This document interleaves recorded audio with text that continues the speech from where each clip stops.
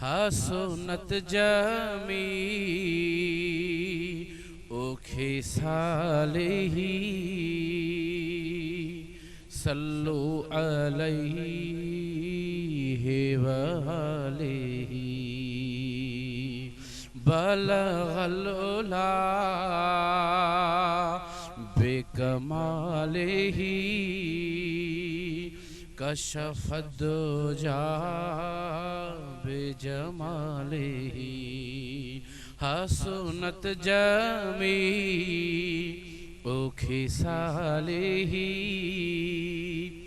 सल्लु अलैहि वआलिही हसनैन जो आनानो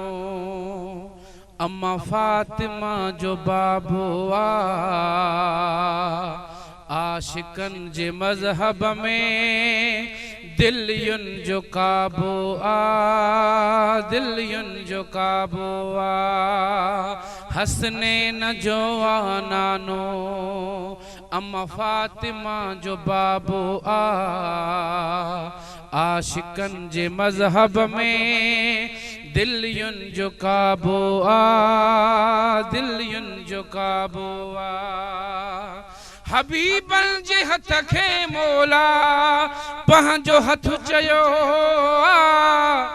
नबीअ जो चयल कम परवर चयो मूं कयो इरादो नबीअ जो समझो खुदा जो इरादो आशिकन जे मजहब में दिलियुन जो काबो दिलियुन जो काबो हसनैन जो आनानो अम्मा फातिमा जो बाबो आशिकन जे मजहब में दिलियुन जो काबो दिलियुन जो काबो जेड़ी तरह जिस्म में असांखे हिस्सा हुआ एड़ी तरह जहान जी जान शहनशाह हुआ जेड़ी तरह जिस्म में असांखे हिस्सा हुआ एड़ी तरह जहान जी जान शहनशाह हुआ जग जो आसाह अरबी न त जग ई जनाजो आशिकन जे मजहब में दिलियुन जो काबो दिलियुन जो काबो चंद्र खे भी हेठि आणे सिज खे मोटाए पियो हुकुम साण अण मुदाए तो मींहुं भी वसाए पियो हबीबे खुदा जे अगियां हर चीज आडो आशिकन जे मजहब में दिलियुन जो काबो दिलियुन जो काबो हुस्न में हबीब सां को हमसर न थींदो एड़ो हसीन बियो को आयो न ईंदो हुस्न में हबीब सां को हमसर न थींदो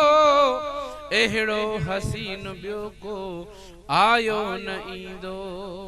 जंहिंजो ज़मीन ते कॾे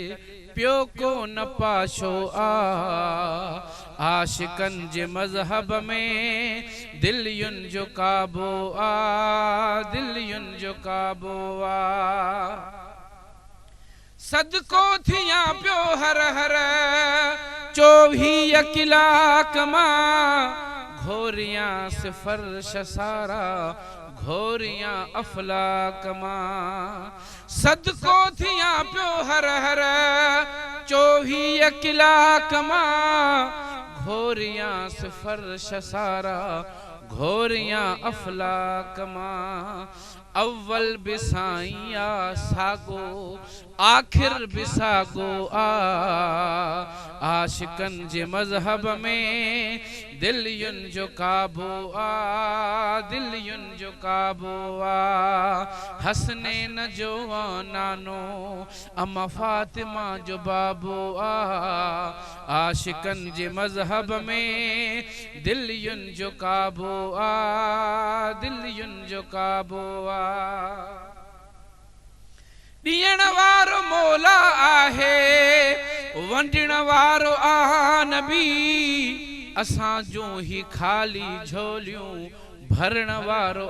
नबी ॾियण वारो मौला आहे वंडण वारो नबी असां जो ही खाली झोलियूं भरण वारो नबी रही बख्श बेहर हर उन दर ते खाधो आशिकन जे मज़हब में दिलियुनि जो काबो दिलियुनि जो काबो हसनैन जो नानो अम्मा फातिमा जो बाबो आशिकन जे मज़हब में दिलियुनि जो काबो दिलियुनि जो काबो